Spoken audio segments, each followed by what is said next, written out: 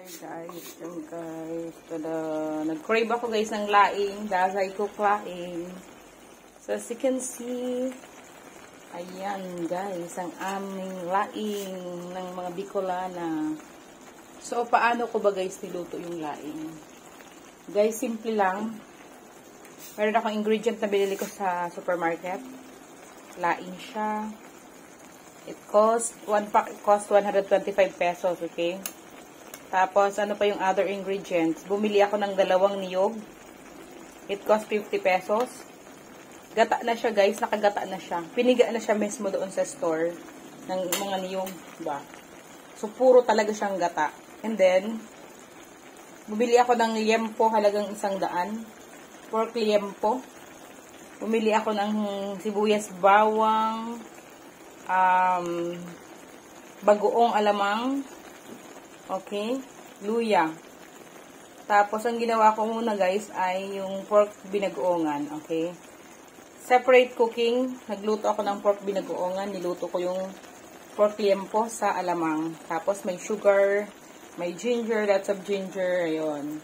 Ginisa ko siya, sibuyas, bawang, luya, bagoong, tapos gano'n. Luto-luto, may konting suka, ayan. At ang naluto ko na yun, tinago ko muna sa ref, at nang sinipag na ako magluto ng laing, ayan, boom.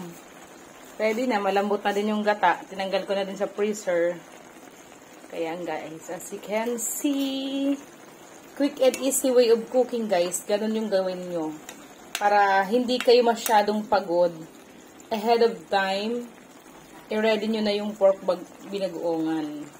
At kapag magluluto na kayo, yung iba, hinihingi nila yung pangalawang piga ng gata. Pero ako hindi ko na hiningi, mabigat na kasi yung gata na pangalawang piga, napakadami eh. So, sabi ko, hindi ko na kailangan.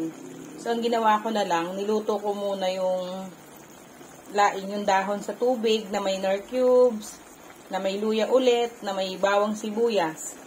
Tapos, sinabay ko na yung pork binagoongan. At, ayun na, pinakuluan ko na siya, guys. At nang medyo malambot na, hinihalo ko na yung gata na 2. Okay, 2 niyog. 2 niyog yun ang piniga, pure gata. Okay, yan. Luto na siya. Quick and easy way of cooking. Sana natutunan nyo guys yung sikreto ng pagluluto ng yummy laing. Pwede nyo itong pang negosyo guys. Binibenta ko yun ng guys, ang kilo 500. Okay, so bye and thanks for watching. God bless.